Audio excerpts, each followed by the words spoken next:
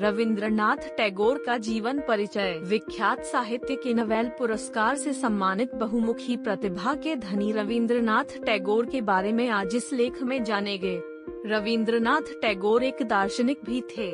इनकी महानता इसी से सिद्ध हो जाती है कि दो देशों के राष्ट्रीय गान की रचना इन्होंने की है। भारत का राष्ट्रीय गान जन गण मन और बांग्लादेश का राष्ट्रीय गान अमार सोनार बांग्ला की रचना रविंद्रनाथ टैगोर ही ने किया है। टैगोर जी भारत की अच्छाइयों को दूसरे देश में फैलाने की कोशिश की और दूसरे देशों में जो अच्छाई थी उसको अपने देश में लाने में महत्वपूर्ण भूमिका निभाई। रविंद्रनाथ टैगोर जब 8 वर्ष के थे तभी से कविताएं लिखना शुरू कर दिया था। जब उनकी 16 वर्ष हुई तब उनके उपनाम भानुसिम्हा से उनकी कविताएं प्रकाशित हो चुकी थी। टैगोर जी एक राष्ट्रवादी थे। जलियांवाला कांड के बाद उन्हें नाइटहुड की जो अंग्रेजों द्वारा उपाधि दी गई थी उसका उसने त्याग कर दिया। प्रारंभिक जीवन। 7 मई 1861 को कोलकाता के ठाकुरबाड़ी में रविंद्रनाथ टैगोर का जन्म हुआ था।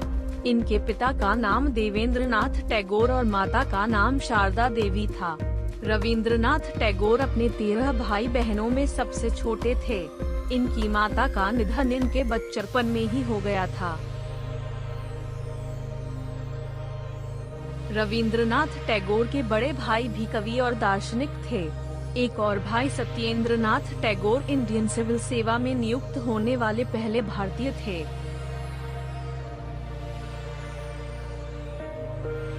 रविंद्रनाथ टैगोर को औपचारिक शिक्षा कक्षा में बैठकर पढ़ना बिल्कुल पसंद नहीं था।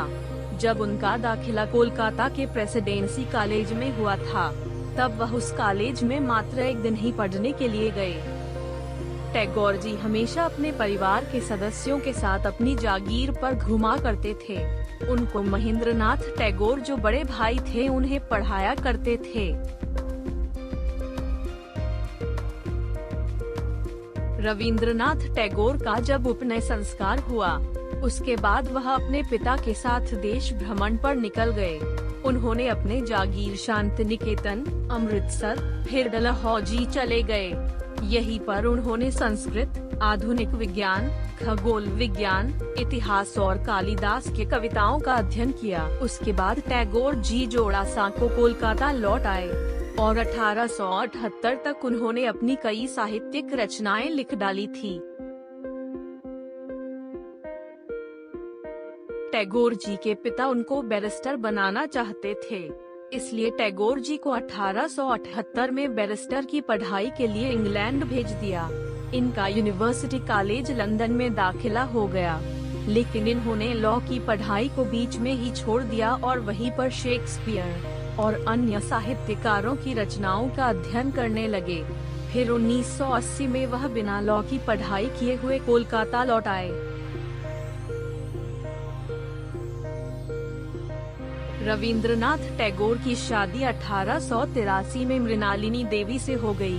शादी होने के बाद 1901 तक टैगोर जी सियालदा जो अब बांग्लादेश में हैं, यहीं पर वह अपनी बच्चे और पत्नी के साथ रहने लगे। उन्होंने अपने जागीर का भ्रमण किया और वहीं पर उन्होंने गरीब लोगों को काफी करीब से देखा। इसी समय उन्होंने ग्रामीण पृष्ठभूमि पर आधारित कई लघु कथाएं लिख दी। 1901 में रविंद्रनाथ टैगोर शांति निकेतन चले गए। वह शांति निकेतन में एक आश्रम स्थापित करना चाहते थे। उन्होंने यहीं पर एक स्कूल, पुस्तकालय और एक पूजा स्थल को बनवाया। इसी क्रम में यहीं पर उनकी 2 बच्चों और पत्नी का निधन हो गया। 1905 में टैगोर जी के पिताजी की भी निधन हो गई थी। 14 नवंबर 1913 को साहित्य के लिए नोबेल पुरस्कार दिया गया। यह पुरस्कार उनकी रचना गीतांजलि के लिए दिया गया था।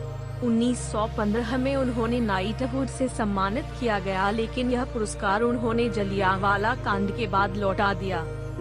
कृषि अर्थशास्त्री लेनर्ड ए मस्टर के साथ एक ग्रामीण पुनर्निर्माण संस्थान की स्थापना की। आगे चलकर इसका संस्था का नाम बदलकर श्री निकेतन रखा दिया गया। 1878 से लेकर 1932 तक उन्होंने 30 देशों की यात्रा की। इस यात्रा का मकसद अपनी साहित्य रचनाओं को दूसरों तक पहुंचाना था।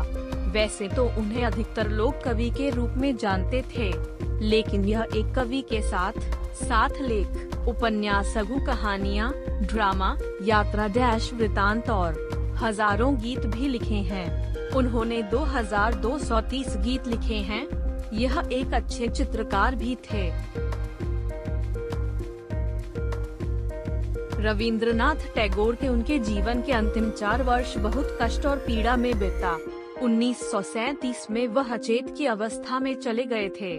फिर लंबी बीमारी के बाद 7 अगस्त 1941 को उनका निधन हो गया।